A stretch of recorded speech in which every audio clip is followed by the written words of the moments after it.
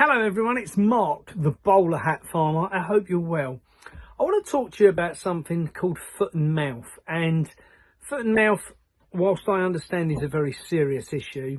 And a lot of farmers over the years have lost a lot of animals to foot and mouth.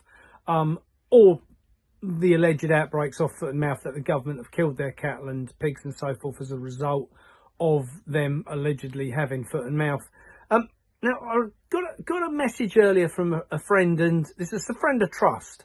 And some years ago, they were involved in the culling of the animals in 2001. And since then, you know, they did work for DEFRA to cull all the animals.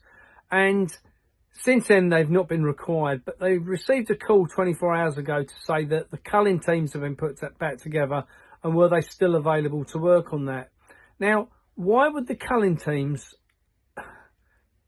be being put back together, and the necessity and requirement for culling teams for an outbreak of foot and mouth for something that hasn't happened? Obviously, unless you know that you're going to get an outbreak for whatever reason, I don't know how that would work. But let's just say you were of a benevolent government which just keeps on giving, and somebody that controls, for instance, the argument of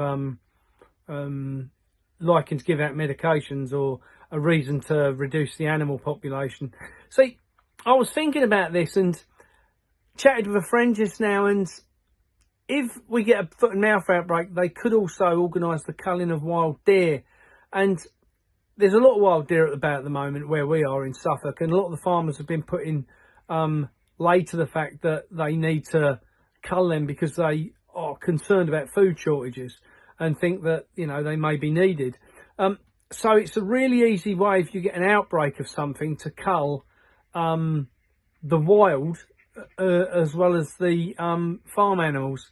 And I just kind of wonder, you know, does anyone else know about this? Has anyone heard anything about this? You know, I want to call this out for what I think it is. I think that we missed bird flu this year, in 2024 to 2025, the winter. We missed that. We missed the opportunity for the government to cull all the animals. We kept hearing about bird flu, and we kept hearing about, you know, the fact that there was other outbreaks where, oh yeah, it's been passed to humans. It's a terrible situation. And now here we are, as we come into the spring and the bird flu is eradicated, we're moving into, you know, and you may have heard about this on the news the other day, there was an outbreak in Germany of foot and mouth. Was it an outbreak? Was it the press telling us that that's what's coming? I don't know. I know that I don't necessarily think that it's as bad as what we're ever led to believe. But who knows? These are just some of the things we're going to talk about when we go on tour. And the tour dates will go up inevitably on the website at some point in the next week. I apologise, in my last video I said that the tour dates would be up, and they haven't gone up yet because we still haven't had several confirmed which we want to put up. But I just want to give special thanks to everyone, because we've been in a position in the last few days where we've had calls from all over the country for people wanting me to go and speak in different places. And as a result of that, we've just had some bizarre calls with some amazing people. It's quite clear to me, after speaking to one guy yesterday, that there seems to be a very adoption by local authority, let's say local council and so forth, that they would be in the position of doing everything possible to stop people setting up small independent farms. And I witnessed this myself under Mid Suffolk District Council. And Mid Suffolk District Council, if you're listening, then you should be ashamed of yourself for what you did to me. And it's been to court. I don't care anymore. Two fingers to you, because what you did was absolutely disgraceful. And as far as I'm concerned, you should have all been sacked, let alone pensioned off. Oh, did I say that? There's quite clearly an agenda afoot to reduce the food, to reduce the population of animals, not only animals, I have to say, in my opinion. And as a result of that, you know, we are starting to see now the food system collapsing. And one of the things I want to talk about on the tour, and I'm going to invite other people in to talk on the tour as well, to talk about the regenerative side of farming, to talk about how we put the transition in place for farmers to go from farming in traditional agriculture like they are at present across to the sustainable, biodiverse farming that we need, in my opinion, in smaller farms to grow the food we need for the country to move forward. So guys, I'm really excited about where we're going with the tour. There's loads of tour dates going, I say, literally all over the country. From Doncaster to Land's End, literally from Kent up to Grimsby and beyond. They're just literally coming in thick and fast. It's only because of your kindness that we've been able to put this tour on. You guys have supported the channel. You guys have given me the strength to continue to put out the messages when sometimes I have to look over my shoulder before I make them.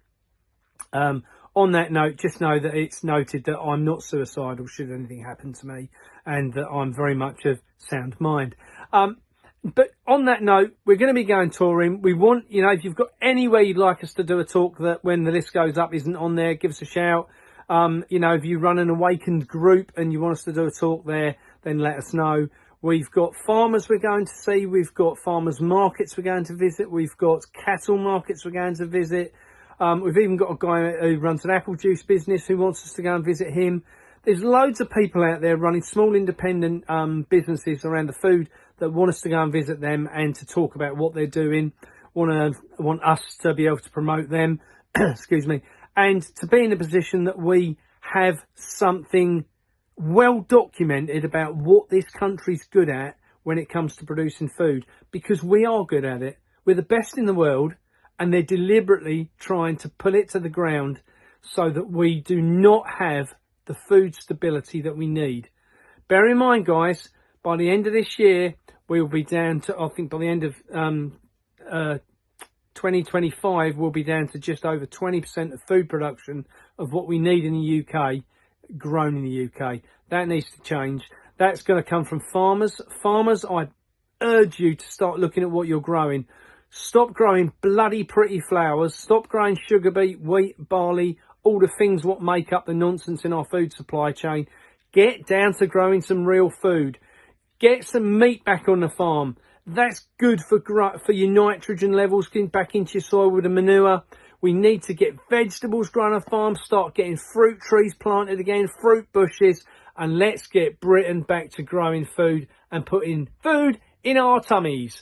Boys and girls, I'm Mark the Bowlerhat Farmer. Thank you for such an amazing audience. Don't forget to like and share. And if you can put a donation in on the bowlerhatfarmer.com to help us get this tour underway, it'd be really, really appreciated, along with all of those who you've helped already to push forward with the Food Finders Hub. Thank you, thank you, thank you. Guys, have a great day. Bye-bye.